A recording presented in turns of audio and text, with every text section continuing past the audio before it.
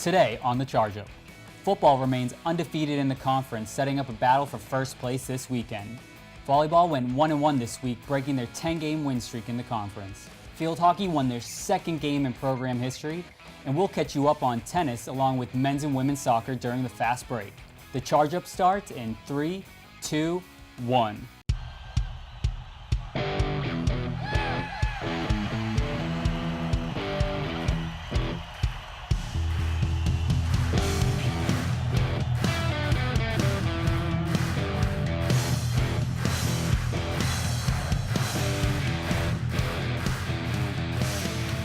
Welcome to the Charge Up. I'm James Cassidy, and we are back with a full team as I am joined by Devin Maida, Christy Geronimo, and Eric Nybro. What's going on, guys? Good to be back. Yep.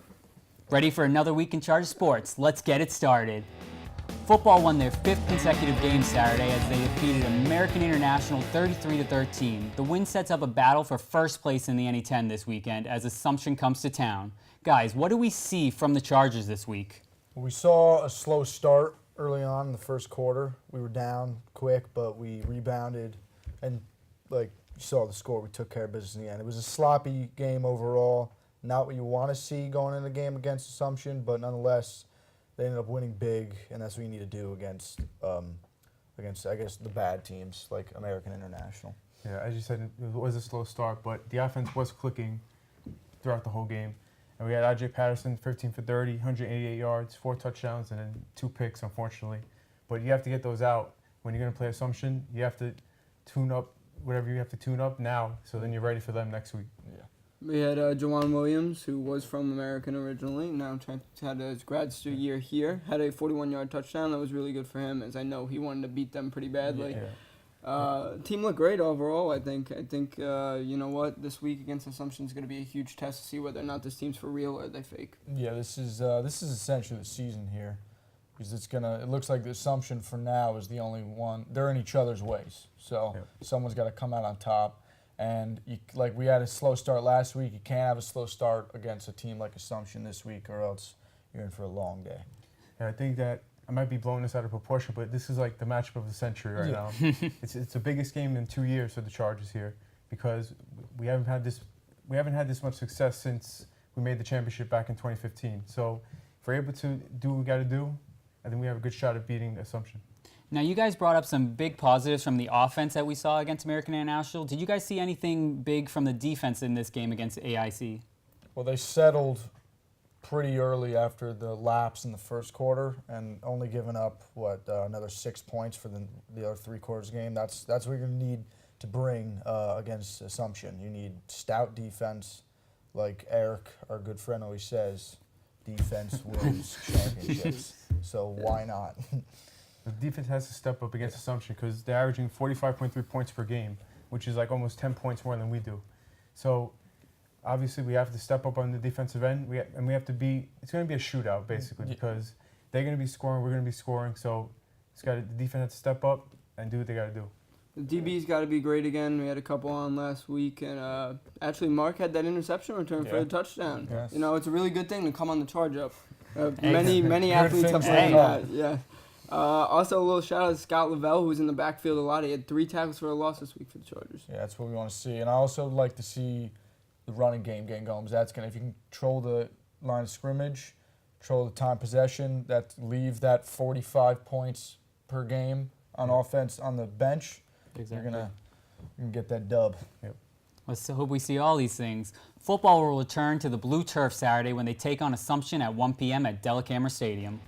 Volleyball ended their 29-game NE10 win streak after getting swept by Adelphi last Tuesday. The Chargers were able to return to form Saturday as they swept Stonehill in 3 straight sets.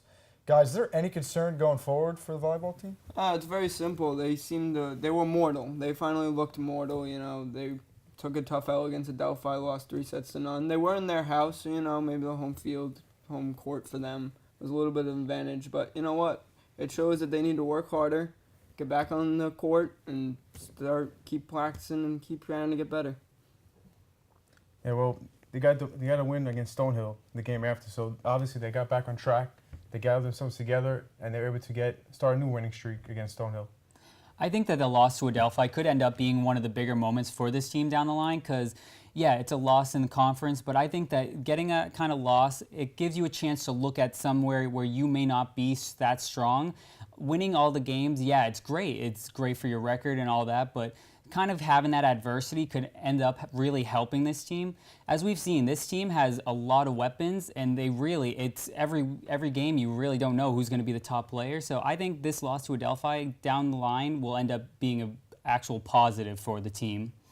Yeah, we're probably going to have to play them again in the NE10 tournament. So now we know what they have, they know what we have, and it's going to be a matchup to watch for going forward. I think that the very important thing is that all the pieces just keep clicking. We saw before the Adelphi game, they were all clicking. You know, Christine Rios was playing great. Mallory Nowicki was playing great. You want to see the balance as Exactly. what carried them in that 29-game win streak. Exactly. Well, volleyball will look to extend their new winning streak Tuesday when they take on NYIT at 7 p.m. Field hockey was able to get their second win in program history last Tuesday, but followed it up with a 7-0 loss to Bentley Friday. Guys, what do we see from the team this week? We saw another great effort from the field hockey team. It went down to the last 5 seconds of this game in a tie with Southern, and they were able to pull out the win. It was great. Yeah, it was nice to see they're planting those clutch seeds a little bit early, which is nice in the program history. But it was really nice to see them get that first conference win against the rivals Southern, which is really nice because they can say, our first conference win ever was against you guys. So. Yeah. Well, oops, they did it again. Yeah. They won again in the last second to me, and their 2 wins this season have come in the last second. So obviously, as you said, they're clutch. They know what they have to do to win games, but unfortunately, they lost to Bentley 7-0. So they backtracked, but they have what it takes to keep moving forward this season. Yeah, the defense besides that Bentley game has been pretty good. You know, they only gave up that 1 goal against Southern. They're at least they have that part of the game down. It seems like, or at least close to it. Yeah. Natalie Shaker's been great all year. By the way, just a little shout out to her. Yeah. She has 7 saves and 12 saves. Yeah, the she's last been 2 that years. rock that keeps them in games for the most part. Very true. Field hockey will look to get back on track Wednesday for a road game against LU Post at 4 p.m. Now it's time for the fast break. Men's soccer suffered another heartbreaking defeat Sunday as they lost 1-0 to Bentley. They are now 0-4-1 in their last 5 games. Women's soccer drew 1-1 in double overtime against Queens College on Saturday, while Emily Morello had her 6th goal on the season. Tennis lost their match against Merrimack 5-2 on Saturday. The team is now 7-3 on the season and will look to get back on track on Wednesday while they take on Bentley. For more on your favorite Chargers teams and for live game streaming, log on to newhavenchargers.com. And for up-to-date campus news, always go to chargerbulletin.com. I'm James. I'm Devin. I'm Chris. And I'm Eric, and that's all we have for the Charge Up. Thanks for tuning in this week.